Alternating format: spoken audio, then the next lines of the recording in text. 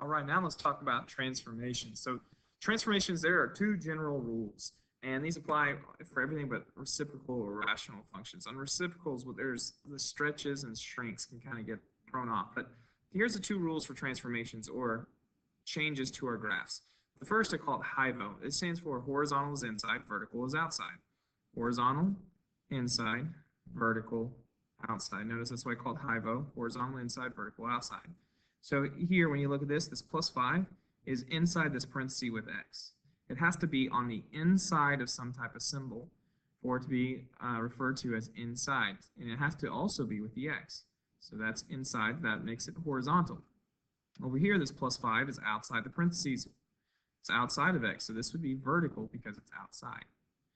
The second rule is that horizontal are opposite and the vertical appear to be normal. And we have a saying for this: inside lies, outside tells the truth. So like here, this, most people would think, okay, if it's horizontal, plus 5 is to the right 5 units. But this doesn't actually go right 5, it lies. It actually goes left 5 units. As you can see right here, it said it's shifted left 5 units. Now the outside tells the truth. Verticals tell the truth. And so a little saying here that I kind of go with is if it's on the inside, it's with your x's. So your x's lie. The y's, when they're outside, it's like a y, it's vertical. The y's tell the truth. So how do you remember that?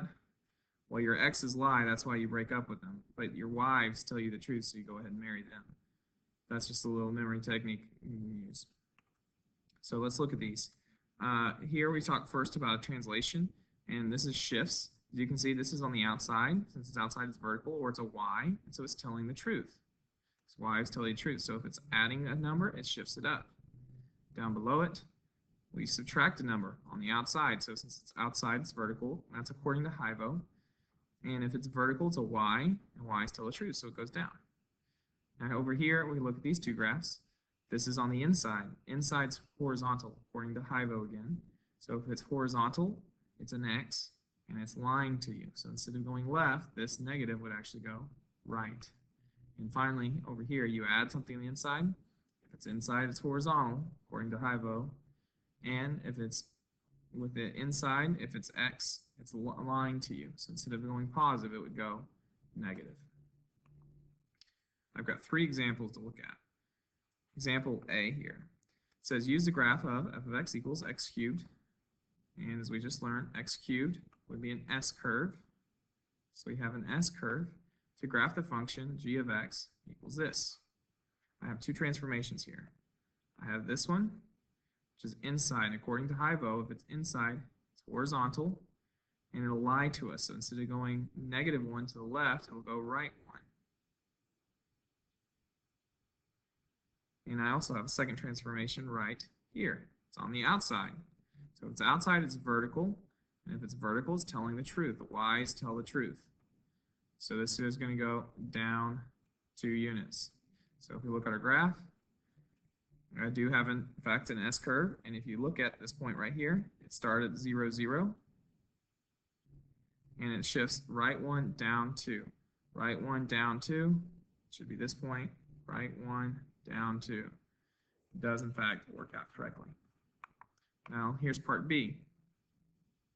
Let's check out this. I've written this one a little different. This time I have a quadratic,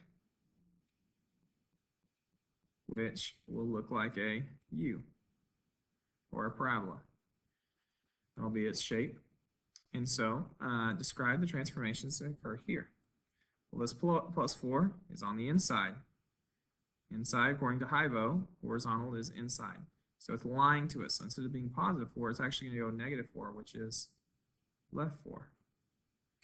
And then here I have down 5. Because it's outside, so that makes it vertical. And vertical tells the truth. Y's tell the truth. So it is down 5.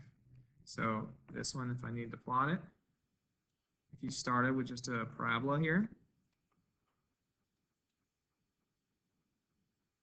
what would happen is you take this parabola and you're going to shift it left 4, down 5.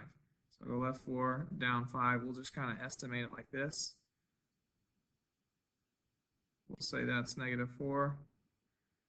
This point is -5. So if it started at 0, 0, it got shifted to this point here at -4, comma, -5. That's how that would look. Let me get this parabola straightened out. And so that's what happens. And one more thing to label, this would be f of x, and this would be g of x. Finally, part C says use this graph to function, use the graph of f of x to graph the function g of x here. And here's what we know, is that on f of x, I'm going to shift this as inside, so inside's horizontal, and it lies to us because it's with an x. So instead of being -3, it'll go +3, which is right 3. This out here is outside, so it's vertical.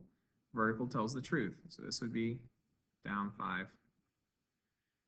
So as I look at my graph, all points will go right 3 and down 5. So if I take this one, I'll go right 3, 1, 2, 3, down 5, 1, 2, 3, 4, 5. It's right there at the bottom of the screen. Let's see, right there. 1, 2, 3. Oh, I'm sorry. Right 3.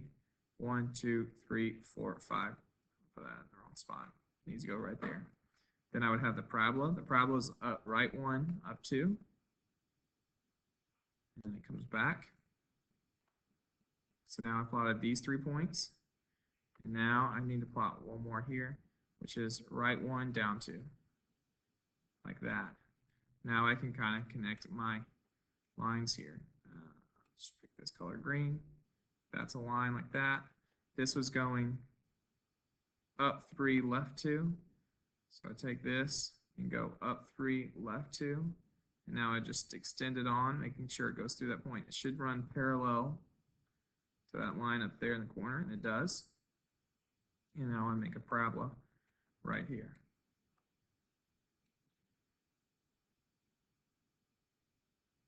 Like that. And that's how my graph should look. Oh wait, I forgot one more thing. This last line here,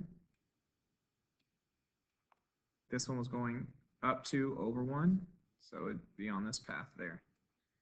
Now if I put arrows on these like that, that would be my graph. Now I have one for you to try.